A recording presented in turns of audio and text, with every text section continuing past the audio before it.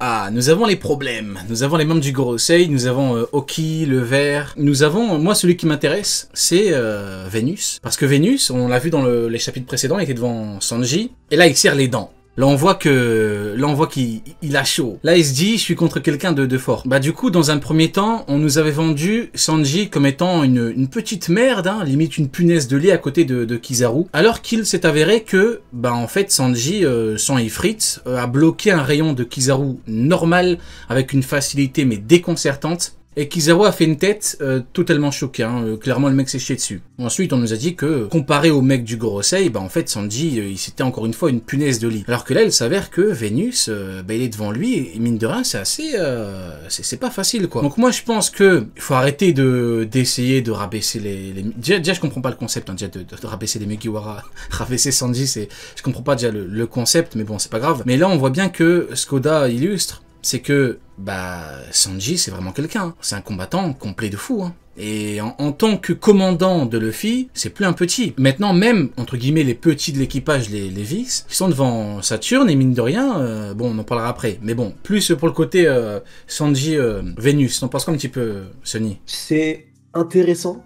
Ce que je trouve intéressant dans cet affrontement, en fait, je trouve que Sanji c'est le Mugiwara que j'ai le plus envie de voir affronter des membres du Gorosei. À cause d'une caractéristique. Le fait que tu peux pas vaincre Sanji en tant que tel, qu'il subit pas de blessures réelles, concrètes. On l'a vu plusieurs fois, on l'a vu avec les Séraphins, on l'a vu contre Queen, on le voit constamment, il peut prendre des coups. Sa particularité fait qu'il encaisse extrêmement bien. Et on sait que le frérot maintenant, au-delà d'encaisser, il frappe très très fort. Moi je pars du principe, je reste sur cette théorie, je pense que les membres du Gorosei sont des créations de Im ou autres, on verra plus tard, mais des créations. Donc je trouve ça super intéressant. Je trouve que c'est l'opposition parfaite actuellement. Et encore même plus intéressant finalement que l'opposition avec Luffy, Luffy n'a pas cette faculté-là. Donc au final, Luffy il affronte des ennemis qui se régénèrent dès qu'il arrive à les toucher, ou dès qu'ils sont touchés, dès qu'ils sont blessés. Et alors que Sanji a cette particularité-là d'être un tank de malade quoi.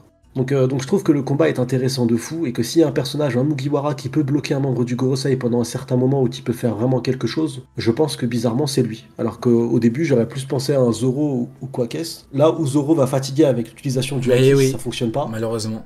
Sanji lui ne fatiguera pas forcément. Ou fatiguera peut-être beaucoup moins. Et donc Sanji lui pourrait faire quelque chose. Et je trouve ça super intéressant que de voir que comme tu l'as dit tout à l'heure, hein, le Mugiwara qui est très souvent insulté, Sanji quand même, qui est très très souvent insulté, bah finalement, il oppose une opposition parfaite aux ennemis qui sont bien plus importants, bien plus impressionnants, bien plus glorifiants, bien plus tout ce que vous voulez en mieux que les amiraux. Donc c'est juste parfait en fait. Oui, j'aime beaucoup. J'aime beaucoup, effectivement, les termes. Et toi, du coup, Neil, ton point de vue un petit peu sur l'affrontement, le combat, ce qu'on a... Moi, ce que je me dis, c'est surtout qu'il va falloir trouver une vraie balance entre les trois. Parce que si Sanji n'a pas, je sais pas moi, par exemple la vitesse, bon il a la vitesse, n'a pas l'une des compétences, tu vois, que Zoro a, et que Zoro n'a pas une des compétences que Sanji a, et pareil pour Jinbei, il va falloir trouver un équilibre en fait entre les trois pour que ce type de pouvoir-là, comment expliquer ça? Par exemple, tu mets Sanji face à Saturne, Zoro face à Saturne ou Jinbei face à Saturne, il faut que tous les trois arrivent à s'en sortir. Et pas uniquement par les gènes de Sanji. Et là, ça devient problématique parce que Sonny l'a très bien souligné. Zoro, quand il se bat, il se fatigue en utilisant énormément de haki. Et je pense que ça va devenir un frein assez rapidement. Il va falloir que lui aussi trouve un truc là-dessus, quoi. Quand je dis ça va devenir un frein, pas à l'équipage, hein, mais à lui-même. Donc du coup, ouais, il va falloir qu'ils trouvent chacun un équilibre dans ce schéma-là de YC1 à 3. Quoi. Désolé, mais dans le chat, on te dit que fout Jinbei dans la conversation. Frérot, quand on s'appelle Je suis Sephiroth et qu'on a besoin de passer par Kadash pour ressusciter, normalement on doit la fermer, ok? T'es pas obligé d'être dans l'agressivité comme ça, tu vois. Mais après, c'est une question intéressante. Que fout Jinbei dans la conve? C'est une question qui te pose. Les trois commandants doivent être cités en tant que commandants. Tu peux pas dire Sanji et ne pas citer Jinbei, tu vois. On peut pas citer Sanji qui a battu Queen sans citer Jinbei qui a battu Uzu. Ouais, c'est ça. Ouais, c'est ça. C'est genre tu dis oui quoi. Ah oui, attends. Genre c'est oui quoi. Là normalement tu dis non mais tu dis oui. Attends. Tu me donnes l'occasion de sortir un vrai truc parce que il y a des gens qui ont pas compris. Alors toi je sais que tu te moques pour rigoler et tout, mais il y a des gens qui ont pas compris un truc. J'aime trop les chier C'est, dessus, Jinbei. Mais en fait, toi, tu m'arronnes encore pour Opéra. Mais bon, ça va. Non, même pas. Pardonne-lui, frérot. Même pas, mais Pardonne-lui, frérot. ça va. Frérot, il a. C'est Wuzu, quoi, tu vois, c'est pas. Non, justement, il y a un truc que vous avez oublié, je parle au chat sur Jinbei, c'est qu'il a soloté du coup la grande flotte de Big Mom et qu'il a permis du coup à tous les alliés de Waouh, s'échapper. il a battu des randoms et des bateaux. Non, justement, Ah, il n'était pas vraiment solo, il avait son Il y avait- équipage. Arrête, j'arrête. il y avait Smokey. Écoute, Je mute. On mute, on te laisse parler, vas-y, on mute, on Non, mute. non, Denis, frérot, Big en up vrai, Nikiwa. non, mais t'as raison, frérot. Il y avait... Non, mais en vrai, t'as raison. Parce que Jinbei, il était entouré que de la famille Devin Smoke et de son équipage. Mais en vrai, tu peux dire, il est tout seul. non, mais justement. C'est est-ce vrai que qu'il ça il était se- que avec une armée. Tu sais, il était que. C'est pas, Les c'est pas gars, grand. Est-ce que tu vois Aladdin face à Smoothie? Sonny, s'il te plaît, réponds-moi. Attends, je m'étouffe, frérot. Est-ce que Aladdin peut faire quelque chose face à Smoothie? Hein?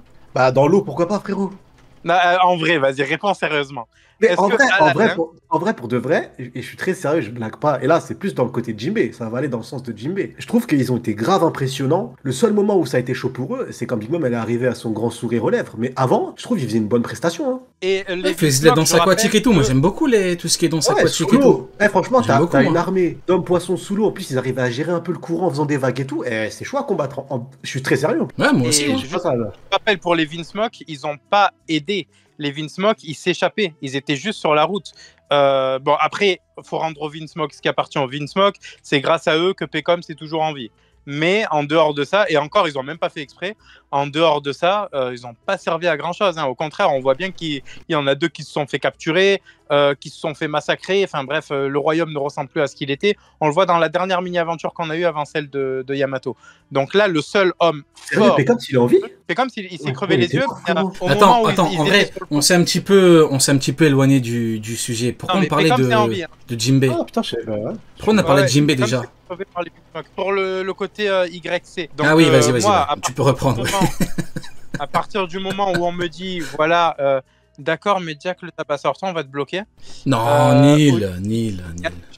Odidi, t'es une grosse merde. Donc, du coup, je disais qu'à partir du moment où on cite les faiblesses de Zoro qui est YC1, je vois pas pourquoi on citerait pas les faiblesses sur la balance de Jinbei aussi quand on parle de Sanji. Parce que Jinbei, c'est une logique. grosse merde à côté de Zoro. Oh merde, je pensais que j'étais mieux. Vas-y, tu peux reprendre, Neil.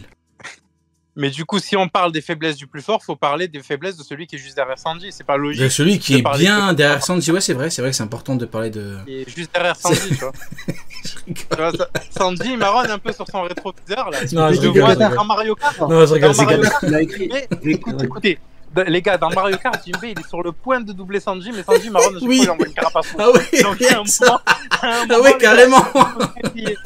Il faut se réveiller. Ah ouais, carrément. Vega Dark, tu vas pas aimer le message Sanji, de que Vega il envoie des Dark. carapaces rouges. Neil, Et en fait, frérot, il ne doute pas parce qu'il y a les carapaces rouges, mais sinon, Jinbei, il est devant, les gars. Neil, Vega, il te demande, et Francky, est-ce qu'il est loin derrière ou pas? Les gars, c'est- Bah, Les gars, selon ça les va. pro amiraux, Francky est niveau YC1. Donc après, je sais pas où vous le placez, mais non, il est derrière l'équipe. Les Non, gars, après, non, putain. non, un peu plus Les gars, sérieusement, pose la non, question. mais le problème de Jinbei, c'est que, voilà quoi. Son problème, c'est que c'est compliqué de le comparer à Sanji. Je suis désolé, ce n'est Ton qu'une. problème, c'est qu'il c'est a la vérité. attaqué Opéra et que tu n'es pas content. Mais non, mais Ton sinon tout le monde. Pourquoi tout le monde pense pareil alors? Pourquoi dans le chat et même Sony pense pareil? Et il pense pas à Frérot, Opéra, donc Opéra, il c'est est pas quel par niveau rapport à ça. Juste, Opéra, il est quel niveau? Opéra, je sais pas, c'est un random Opéra, Neil. C'est un Tobiropo. l'équivalent Non, d'un Tobiropo. non, c'est pas un vice principal. Équivalent d'un Tobiropo. Non, tu l'as vu. c'est pas un vice principal. C'est pas un. Il a one C'est shot, pas un et Wuzwu, il a tu one- vois. Bah, tu vois ce que Wuzwu a montré. Enfin, quand même, bonne vitesse, bonne puissance et tout. Maintenant, oui, le problème, en vrai, on s'est éloigné de fou. Mais bon, pour moi, le problème, c'est qu'il a juste combattu Wuzwu. Il aurait peut-être dû affronter un autre, mais bon, c'est pas grave. Peu importe, en vrai. À la base, je voulais juste rigoler, je voulais juste me foutre de la gueule de Jinbei. Et c'est parti en discussion sur. Omega, Jinbei tape Lucci, ben, ça a été vu en fait. Et Jacazé était Founil, viens faire des analyses de mon niveau, on en reparle frérot. Mais donc voilà, viens Bon, juste du coup, faire des analyses de mon niveau mon ref. Bon, on en revient à Sanji contre Vénus. Du coup, ton point de vue là-dessus, t'avais dit quelque chose de très intéressant. Le point faible de Zoro, c'est que son Haki des rois l'épuise énormément. Reste à voir ce que ça donne par rapport à Sanji et Ifrit. Si Sanji tient beaucoup plus longtemps, bah forcément c'est compliqué, hein. S'il affronte un membre du Gorosei. En dehors du fait de tenir longtemps, c'est surtout que les trois vont avoir des compétences qui vont devoir se compléter. Et moi, je répète ce que je dis, mais si tu mets Sanji, Jinbei ou Zoro face à Saturne, normalement, dans l'équipage du Seigneur des Pirates, il faut que les trois puissent se démerder.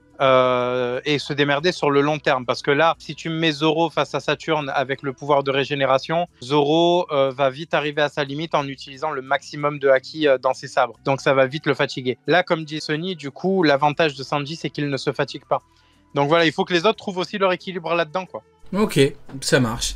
Du coup, pour rester sur le sujet de Vénus, maintenant il faudrait un petit peu parler de ce qu'on a eu au chapitre précédent. Parce qu'en fait, mine de rien, on a eu une révélation des Shiroda vis-à-vis de la nature même de Vénus en tant que combattant. Parce que j'en ai parlé en vidéo, mais pour ceux qui s'en rappellent, Zoro il a dit à King, je suis prêt à te mordre avec les dents. Donc ce qui fait que c'est pas une compétence d'épéiste. Et c'est quoi que beaucoup ont mis en avant par rapport à Vénus? C'est le fait qu'il ait une épée et donc qu'il est censé être de fait épéiste. Alors que qu'est-ce qu'il fait à Sanji? Il le mord. Donc en fait, là pour moi, de mon point de vue à moi, maintenant ça n'engage que moi, j'ai l'impression que, alors que Oda aurait pu faire en sorte de nous montrer un Vénus qui ne combat qu'à l'épée, eh ben il nous montre un Vénus qui mord, qui combat avec les dents, bah pour nous dire que bah, c'est pas juste un épéiste, c'est un combattant complet, c'est un tueur, une machine, on peut l'appeler comme on veut, mais il est pas épéiste, hein. Il est autant épéiste qu'une Big Mom, Vénus. Et donc, bah mine de rien, là il peut affronter n'importe qui de l'équipage, même si je pense personnellement que si on a des combats, c'est contre Zoro, bien qu'il n'est pas épéiste, Vénus, parce qu'il a une épée, mais il peut affronter n'importe qui. Et là, mine de rien, ce que l'auteur met en avant, c'est que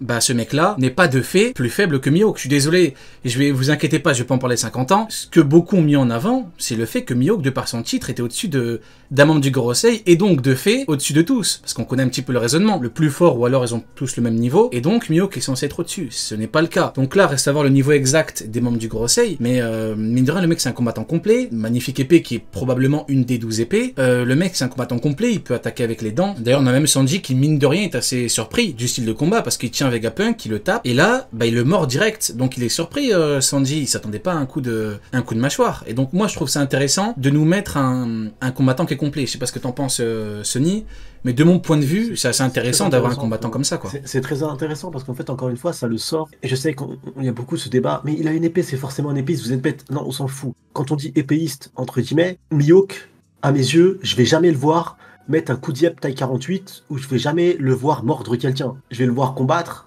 uniquement à son épée. Pour moi, à la bagarre, Mihawk, il est nul, tu vois. Genre, tu lui retires son épée, c'est Usopp. Je veux pas le voir combattre. On ne le verra, pour moi, on ne le verra combattre uniquement tout le temps, en tout temps, à l'épée. C'est tout. Rien du tout. Aucun autre move. Et il est seul à faire ça, clairement, parce que même Zoro, finalement, il était prêt à ressortir de ça pour gagner. Mais là, comme tu le dis, finalement, même un membre du Gorosei, on s'est dit, ah, un épéiste, un truc intéressant. Tu te rappelles, on s'est dit, enfin. Non. Ouais, parce que là, Oda aurait pu dessiner les choses différemment. Non, il a un cheval. Le cheval, il combat avec lui, c'est une partie de son corps. Il sort de la catégorie, déjà, des mecs qui ne combattent uniquement qu'à l'épée, parce qu'il ne combattra pas uniquement à l'épée, il combattra entièrement avec ce qu'il peut, comme il peut, et fin de l'histoire. Je suis désolé, c'est un raisonnement peut-être très basique, mais je trouve qu'il définit réellement la case de Mihawk, et c'est malheureusement une case où ils sont que deux, et je parle même pas de Zoro, mais finalement dedans. Un personnage qui s'appelle Vista. C'est fou. Et Mihawk. C'est les deux seuls de toute l'œuvre où on peut se le dire, oui, ces deux mecs-là ne combattent uniquement qu'à l'épée. Je verrais pas Vista, alors qu'il doit développer... Quand tu vois les pecs de Vista, il doit pousser à la salle, mais je ne verrais pas Vista jeter ses sabres et dire « Viens là, toi et moi, viens !» Tu vois. Exactement. Je ne vois pas craquer comme ça. Exactement, ouais. Donc, il y a que Zoro, je le vois. Mais Zoro l'a dit même. Zoro l'a dit dans le plus grand des calmes. Il a dit, mais moi, je te chicote avec mes dents s'il faut. Donc Zoro est prêt à te sortir de ça. Il n'est pas cantonné là-dessus pour le rêve de son capitaine, qui surpasse son propre rêve à lui. Mais, exactement. Mais c'est très intéressant. C'est malheureux, mais c'est intéressant. C'est malheureusement intéressant. C'est intéressant et malheureux. C'est malheureusement intéressant. Et toi, du coup, O'Neill, ton point de vue là-dessus, c'était quoi ton point de vue à la base? Est-ce que pour toi, il était épéiste de base ou pas? Je me souviens plus. Moi, je suis pas d'accord avec ce que vient de dire Sony parce que il a une épée, donc c'est un épéiste, d'accord. Il a une épée, donc il est obligé de suivre la grande voie des maîtres de l'épée. La fameuse du voie. Kendo. La grande voie. Okay. La grande voie des épées. Et en plus, tu as dit n'importe quoi parce que tu as dit que Mihawk il est pas fort à la bagarre. Alors je suis désolé, mais Mihawk, tu le mets face aux enfants qui accompagnent Usopp au début de l'œuvre, à mon avis il gagne. Et bah il perd. Je vais se fait fumer. Il se fait fumer. Débat intéressant. Tu retires son épée, il bat qui? Ça c'est un débat intéressant. Tu le vois mordre un coup? Est-ce que tu le vois mordre Sanji? Tu retires son Kokuto Yuru. Est-ce que tu le vois mordre Sanji, Mihawk? Moi je le vois pas trop. Au pire il lui fait un suçon, frérot. Il fait tous les deux. Parce que, regardez, j'ai une preuve. Vous avez vu les épaules qu'il a Vista, frérot? C'est sûr, il a fait la bagarre. Donc, les épéistes, ils font la bagarre même sans les épées. Voilà, moi, c'est l'argument le plus factuel. Ok, et ton vrai avis maintenant, s'il te plaît. Je pense que la phrase de King est totalement bien décrite ici. Si je peux t'avoir avec les dents, je t'aurai avec les dents. Ben là, c'est ce qu'il a fait, frérot.